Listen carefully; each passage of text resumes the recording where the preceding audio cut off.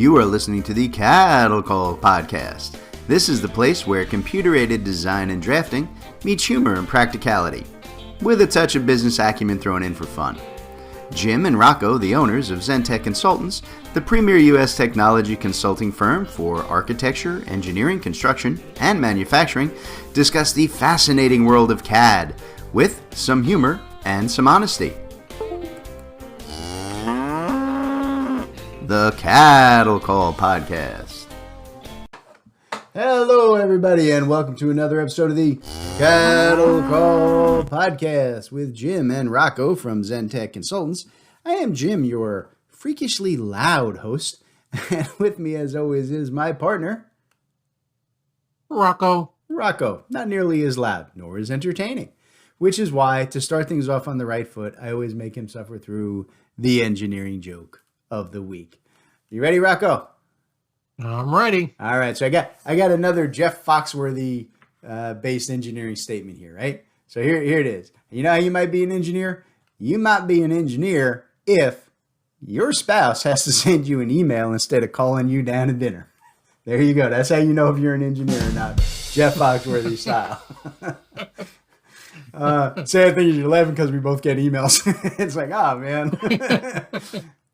All right. So on today's show, I want to talk about the concept of improved working conditions and results, or what we're calling build a better employee. Look, no matter what any of us might wish, time and tide and technology march on, and we have to choose to keep up with all of those or be lost in the tide of advancement. In the design build world, technology and work conditions are becoming tighter bedfellows, and making sure your employees have the tools and the skills and the time that they need to be highly efficient while still maintaining a reasonable, work-life balance is vital. Now, look, before anybody listening starts rolling their eyes at me for spouting, new age, liberal, woke agenda items or whatever your concern is, let me break this down for you simply. Old people like me and Rocco, we're dying. Hey, speak for yourself. You're getting there, old man. You're getting there. You ain't that far behind me. And look, I'll be nice. Maybe we're not dying. Maybe we're just retiring. Let's say that's a happier word. And the younger generation, flat out, is not going to be 100-hour-a-week, wage slave so that they can cobble out a subsistence living. Right? Like that or not, agree with it or not, if you think it's laziness or cultural or educational or whatever stance that you have on that, it doesn't matter. Right? These are the facts. And if you guys don't adapt to them, you're going out of business. It's that simple. Right? Now, as it happens, I personally look at this as a great opportunity and not a problem. If you address your workers' needs, reasonably and fairly and with a little touch of technology, I think you're going to see some really huge benefits.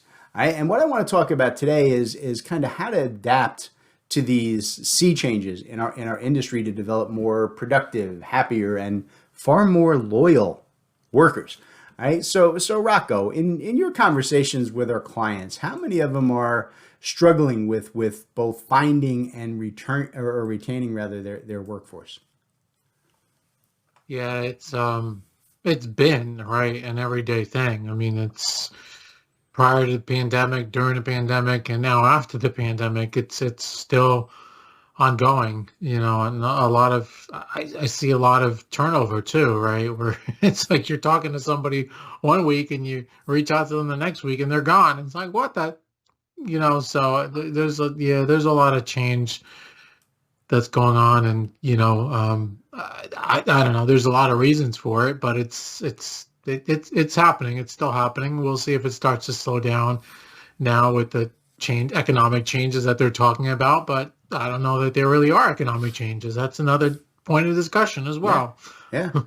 Absolutely. And I said, I see it all the time too, both from, the software developers and the tech end have this problem, the construction companies, the design staff, everybody has the same issue. How do you maintain and build your staff and keep them, working hard for you over long periods of time? All right. So I'm going to start the answers, or what we think are the answers to that, with a topic that we've hit on a lot here on the Cattle Call, which is training. All right. And yes, it is a big part of our business here at Zentech. And I am just arrogant enough to believe that we do it better than anybody. But it's a vitally important tool that you can offer to your workers that directly benefits your company's productivity and output. All right. So look, according to research.com, almost 40% of employees rate training and the potential for growth it gives them as one of their top 3 workplace concerns. All right. It lags only a percentage point or 2 in the survey below both pay and health benefits. All right. That tells you just how big an issue this really is, right? It's very important to people to feel that they're getting, recognition, and they're being, groomed for career advancements, and they're enhancing their professional skills. Okay. And every hour of training has a traceable positive impact on your bottom line. Right. So I was like, how is that a negative? Right. At the end of the day, you're going to get better output by better trained staff. You're going to make more money, and your workers are going to be happier and feel that they're being appreciated and that they're being trained for bigger and better things. Right. Now, here's the problem. Right. The problem is in that same survey that I was talking about, nearly 50%, right, full half of the employees feel that their management makes their training a very low priority. Okay, that's a problem. Right? We all need to take a careful look at our own companies and see if that simple change can help turn around our labor force drainage issues. So Raka, how big a part of our business is training, particularly for technologies in the design and build areas? Yeah, I think that it's about 40% of what we do day in and day out is training, and it's interesting because it was a couple months ago I was talking to a manager within a civil engineering firm, and she says to me, I don't get it. She could tell she was like really frustrated. She's like, I'd love to see people take training, the courses that you guys offer. And she says, but management has this crazy idea that if you train people, they're going to leave. Yeah. Oh, Lord. It's just like, oh, Lord. Okay. Right, how many times have you heard me tell, right, the old story, right? What happens if we train them and they leave? What happens if you don't train them and they stay? That's way worse. Yeah. It is nuts. Yeah, so it's so it was a very frustrating point for her. But it's yeah, I mean you think about it too. It's we all get bored of what we do every whether it's work or life. I mean, so you throw training in the mix, and it actually adds more diversity to what employees are doing day in and day out. It's not just about productivity gains and growth for the company. It's about personal satisfaction as well, right? That hey, the company is investing in you. They trust enough in you to invest money in you, and it means a lot to employees. Yeah, it's a huge thing, and like you said, maybe to the employee it's a benefit to them, but I still think it's a huge benefit for the employer as well, right? But look, the key to good training is, of course, it's in the process, right? If what you're doing is buying, pre-packaged off-the-shelf training or some hosted service out there with, unlimited access to these short recordings that are designed to deliver what they call this just-in-time concept of answering specific questions, look, you're going to be disappointed. There really is no way around that. I think it's vital that you guys go out and you find live instructors, right? Either virtually or in person. And I actually prefer virtual, right? But I'm gonna talk about that in the second half of the show, why I prefer virtual training. The important thing here is that your people need hands-on experience, right? Not only that, but you need training that focuses more than on just how to use a certain piece of software and what buttons to push. right? When you get these, so-called training, right, from the software developers or one of their resellers, 9 out of 10 times, your teacher is an entry-level tech who took a certification course on, how to use their system, right? And they're teaching the class from a pre-written script, right? It's all canned, repetitive nothing. And I think that's where the frustration for a lot of managers comes in, right? They're investing a lot of money, but I think investing in that kind of training doesn't really help anybody. And that may be, sound strange to hear from a technical consultant, right? I'm bashing technology training.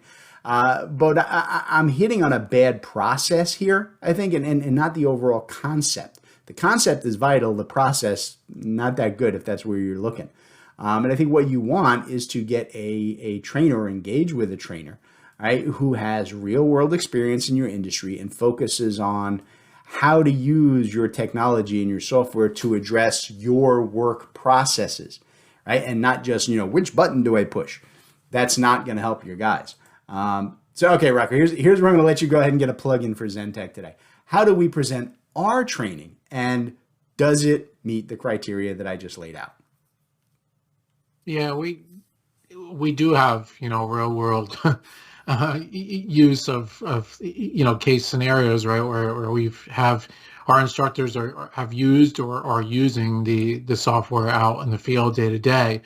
And so they're able to apply it to the classes that they teach. And we break out our classes into 2-hour sessions once a week. Most classes are 8 hours in length, and we deliver it live. So you're able to ask questions of an instructor and follow along as the class goes on. And it's 2 hours, right? So you're able to digest and then go back and get back to work and start to apply what you learn and come back from week to week with any questions that you might have. We also give access to the recording of each class session for 7 days. So each student can go back and review the recording if they should miss any content or miss the entire session or just want to review the content. So it's definitely proven very fruitful for us, and it's a unique way of doing it, and a lot of people like it, and so that's our spiel. There you go. That's the spiel for today. All right, so now that our spiel's in, let's take a break to hear from today's sponsor, and when we get back, I want to get into our second focus for building a better employer. Right, so stay by, folks. We'll be back in just a minute with more of the Cattle Call Podcast. Hello everybody, this is Jim and Rocco with Zentech Consultants, and we wanted to talk to you today about Bluebeam Review, the premier quantity takeoff estimating and markup software for PDF out there on the market today. And at Zentech, we are a premier Bluebeam partner here in the US. We're here to help you guys with all your Bluebeam needs, from software sales to training, consulting, configuration, and everything in between in all things Bluebeam, from the standard version to the extreme version and anything else you might need. So, in terms of Bluebeam, Rocco, how do people reach out to us if they want to start that conversation? Yeah, just hit up our website, give us a ring, or send us an email, or through Osmosis. That works too. Osmosis is good. Yeah, zentechconsultants.net. or sales@zentechconsultants.net, or give us a ring, 866-824-4459. All right, Zentech Consultants, your home for all of your Bluebeam software needs. All right, everybody, welcome back to the Cattle Call Podcast. We are talking about building better employees today, and in this half of the show, I want to focus on using technology to make your employees' lives easier, right? Now, if you do this right, you're going to increase your profits at the same time, right? It's a win-win, right? And look, you don't even have to tell folks you're increasing your production and efficiency. You just give them some positives, and then you sit back and reap the benefits, right? So let's start my diatribe here today with a bold statement, okay? If you are not letting your people work from home, either full-time or hybrid, you're an idiot. Look, I know not every job can be done remotely, right? Field supervisors, etc. They need to be on site regularly, and your laborers certainly do. But for 80% of the job titles in the design build world, we can get folks out of the office at least 1 day a week, and more is better. Right? Every single legitimate study done shows that workers are far more productive, happier, and less likely to lose or to change their jobs, right, when they have the option to work from home at least part of the time, right? And their productivity goes up the more days that they get to work remote. Okay, so look, I know I stress the word legitimate here because there are studies out there that argue exactly the opposite. Right? You'll see them and they use these lovely terms like, there's loss of culture and there's lack of mentoring and there's interpersonal disassociation. And let me put it bluntly. Every one of these studies is backed by a middle management focused support organization, right? It's the HR people and the mid managers, man. Why? Because the only people who need other people in the office are middle managers. If nobody is there, it becomes very evident we don't need middle managers because that's all they really do. Okay. So yeah, you guys can tell I've got a very distinct opinion on this. So Rocco, look, we've been 100% remote work since our inception, way back in 16, right? Way before COVID. Has that been a positive, do you think, for us and our employees, or have you actually seen issues with having a fully remote staff? Yes. Well, that was a great answer. Thank you for joining us. No, look, it's there's a lot of ways to think about it, right? I mean, from a personal standpoint, I work like 12, 14 hours a day, and I still, if I had a choice, I prefer to personally be in an office. Oh my God, really? I don't know, something about hanging out with you, Jim. You hung out with me for years before we started Zentech. You hated it. Come on. No, so from that aspect on a personal level, I do miss the social aspect of being around people. But from a satisfaction standpoint, yeah, I do think that people are happier, having that flexibility, right, to be able to either fully work from home or to have that hybrid. But it also takes trust, right? I mean, do we have issues from time to time? Sure. It's a natural thing, right? I mean, when you're home, you have home distractions, so,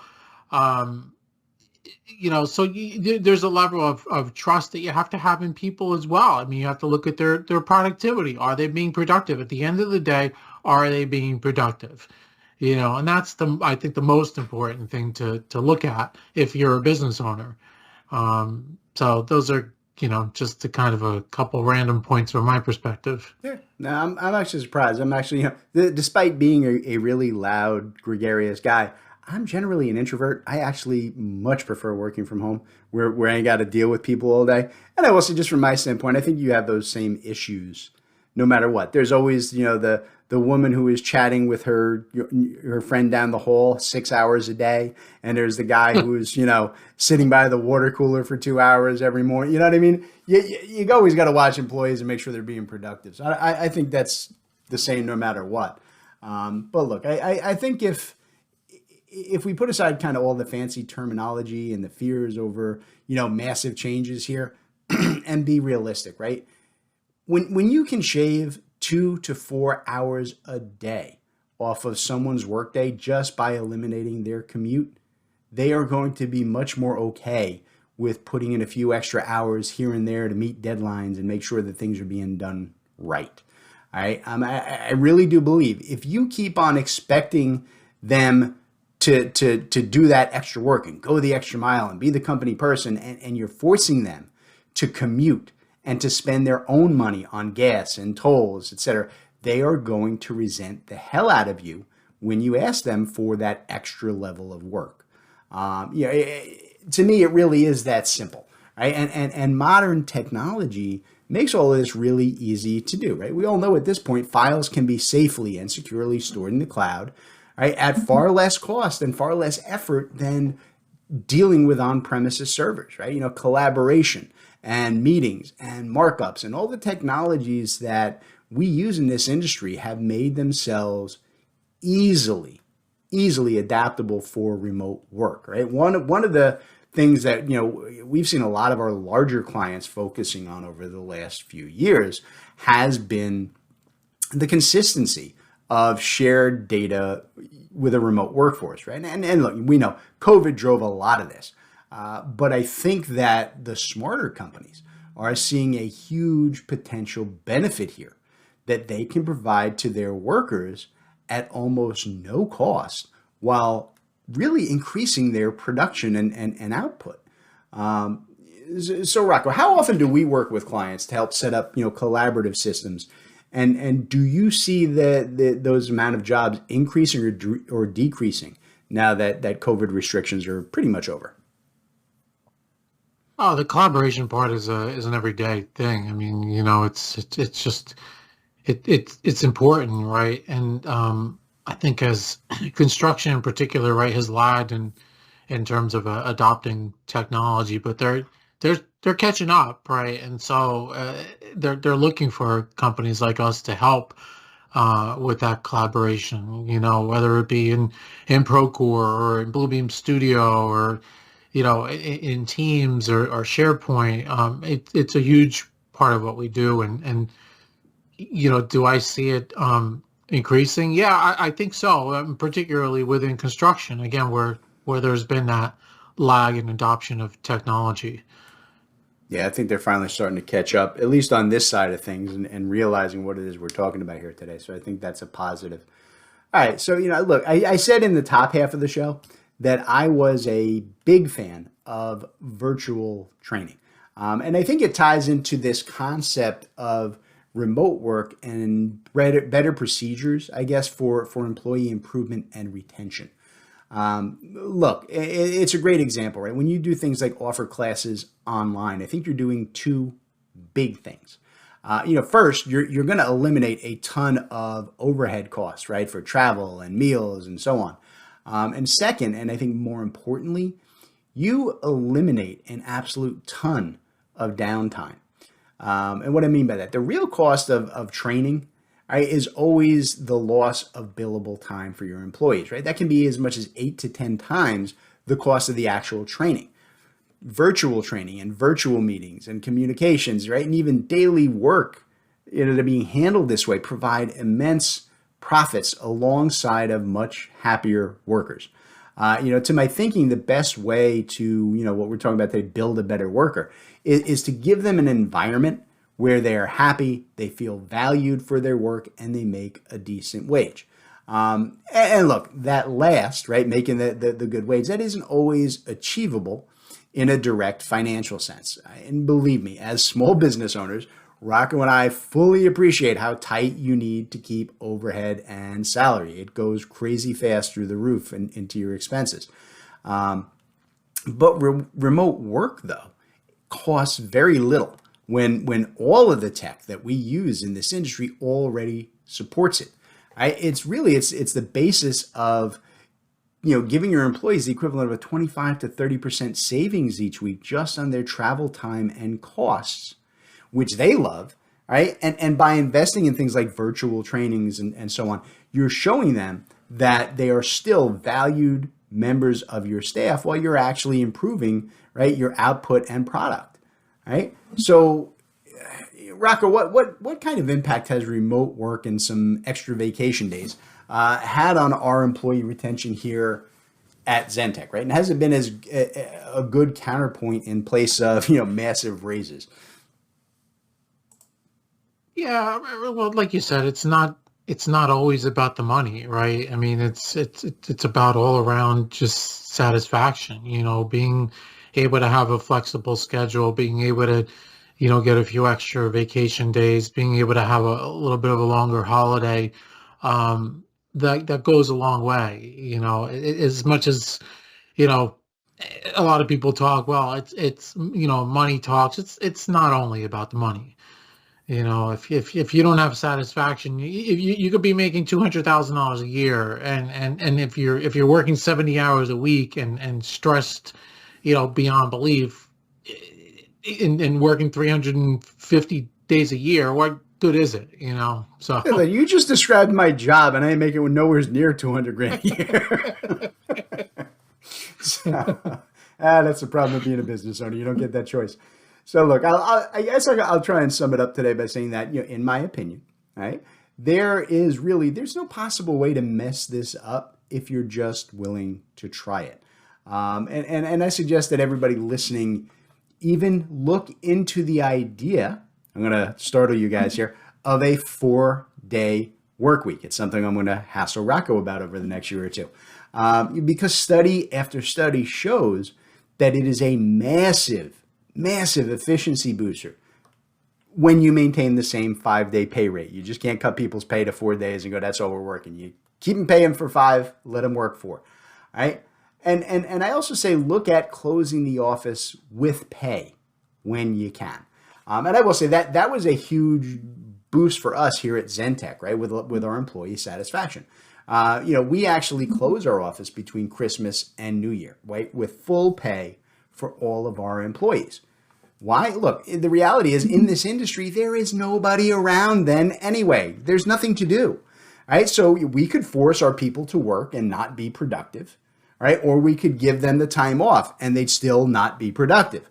Either way, I'm going to pay them to not be productive. So this way, I get happy employees who like working for me instead of angry people who resent being stuck in an office chair all week instead of, playing with their kids and whatever new toys they got for the holiday. And it didn't cost me a dime, right? Those are the kind of things that y'all need to think about, folks. All right, so with that, I'm going to wrap it up here and I'm going to get us out of here. Rocco, anything you want to throw in before we bounce? No, I don't think so. You don't think so? All right, folks, we'll catch you next time on the Cattle Call Podcast. All right, everybody, today's Cattle Call was brought to you courtesy of Zentech Consultants. That's Rocco and I. Zentech Consultants works with design and manufacturing firms to help our clients purchase and implement the software that they need in these complex industries. We provide a single point of contact for clients to buy, develop, and learn the most vital software systems for your specific needs. Zentech strives to be your trusted technology partner from your initial needs all the way through long-term support and training for your entire staff. So Rocco, why don't you tell them how to reach out to Zentech? All right, yeah, you can reach out to us through zentechconsultants.net.